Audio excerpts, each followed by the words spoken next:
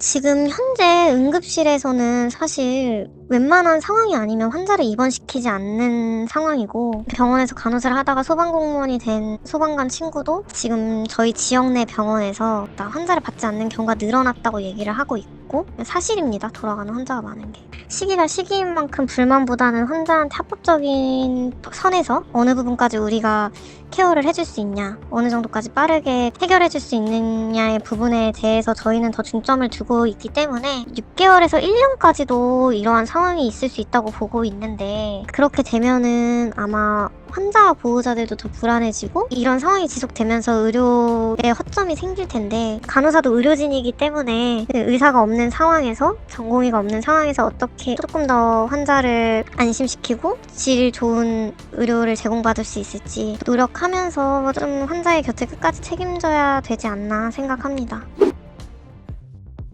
보건복지부가 공개한 간호사 업무 관련 시범사업 보완 지침에 따르면 8일부터 간호사는 응급환자를 대상으로 심폐소생술과 응급약물을 투여할 수 있게 됐습니다. 10개 분야 98개 진료 항목이 담긴 보완 지침에는 코로나19 검사, 처방전 마취제 투여, 응급상황 심폐소생술, 응급약물 투여 등의 행위가 있는데요.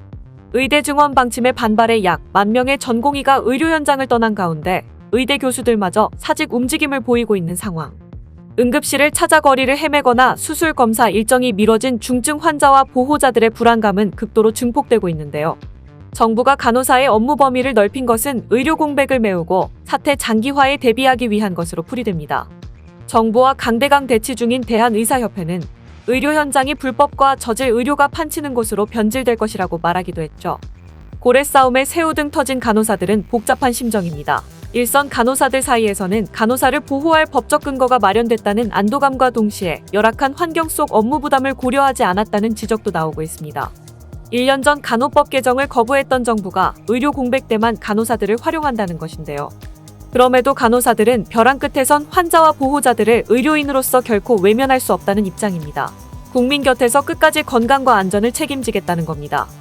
사실 최근에 간호법을 저희가 엄청 열심히 이제 시위를 했었던 입장에서 크게 달가워하지 않는 간호사들도 많지만, 시기가 시기인 만큼 불만보다는 환자한테 합법적인 선에서 어느 부분까지 우리가 케어를 해줄 수 있냐, 어느 정도까지 빠르게 해결해줄 수 있느냐의 부분에 대해서 저희는 더 중점을 두고 있기 때문에, 일단 불만도 한켠에 있지만 지금으로서는 안도하는 분위기가 더 큰 게 사실입니다. 즉각적으로 치료받을 수 있는 부분이 10명이던 의료진이 1명의 교수로 지금 축소됐기 때문에, 그러한 부분에 대해서 환자와 보호자도 의사의 설명이라든지 약 처방이라든지 지금 딜레이가 될 수밖에 없는 상황이기 때문에 그런 거에 대한 불만이 큰 것 같고, 대학병원에 입원한 사람들은 어떤 급성기적인 질환을 갖고 입원했기 때문에 시간이 정말 중요한 부분인데, 그러한 부분들이 이제 시간이 늘어지는 거에 대해서 불만도 크고 불안감도 크신 것 같아요. 이제 암 수술 같은 경우에는 환자가 수술을 하기 위해서 항암을 하면서 사이즈를 줄이고 또 이제 줄어든 사이즈를 보고 교수님이 수술을 결정해 주시는 건데, 이제 그런 상황에서 수술이 밀리게 되면 다시 그동안 전이가 일어날 수도 있고, 환자가 그렇다고 그 사이즈를 줄이기 위해서 계속 항암을 할 수도 없고, 환자의 몸에 무리가 가는 행위이기 때문에 상태가 사실 빠르게 악화될 수도 있는 실정이고, 그런 부분에 있어서 환자의 생명에 더 위해가 가는 상황이 생기는 거죠.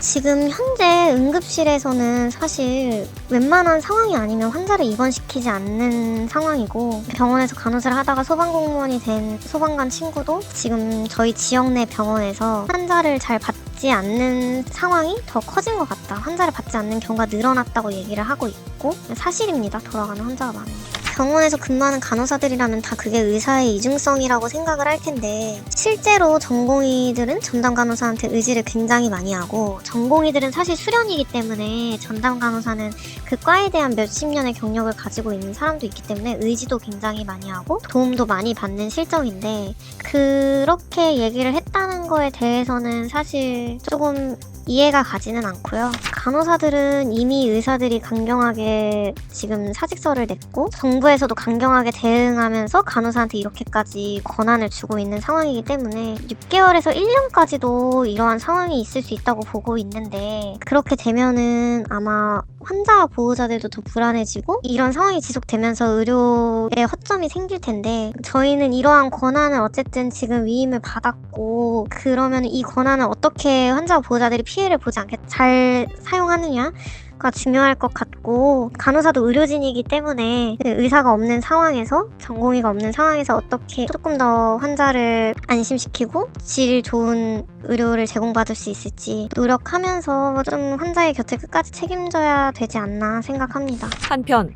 전문가들은 의료 공백 사태를 계기로 그동안 유령 간호사로 취급받던 PA 간호사를 법적으로 뒷받침해야 한다고 강조했습니다.